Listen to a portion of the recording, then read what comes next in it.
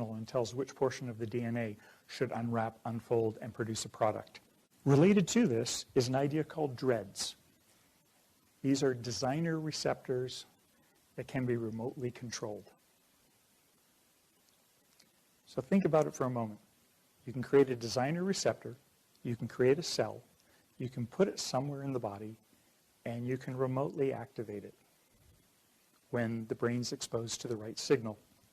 Using this technology, people have been able to transfer memories from one fruit fly to another by signaling through a light stimulus into the retina. Right now, in most animals, it's done by putting a substance into their body that will actually activate the neuron in the way that you want it. So you have the capacity to create any product. As long as you know the DNA sequence, you can insert it into a living system, and you can remotely control it.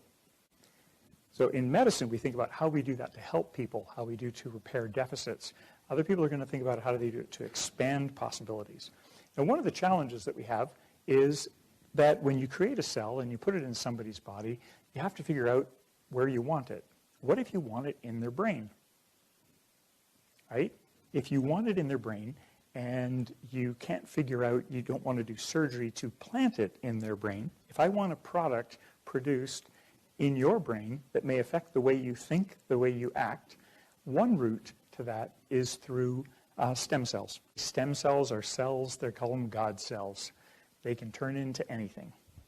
They hold the potential, unlike other cells in your body, to become anything you want them to become. And they can go find their home in the body and park there and do the work that you'd like them to do. You can infuse them, and they will find their way into the brain.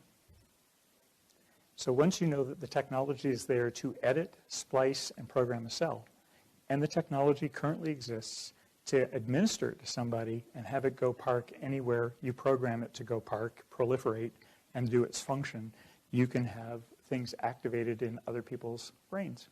You can have the timed release of information on demand. So DNA encryption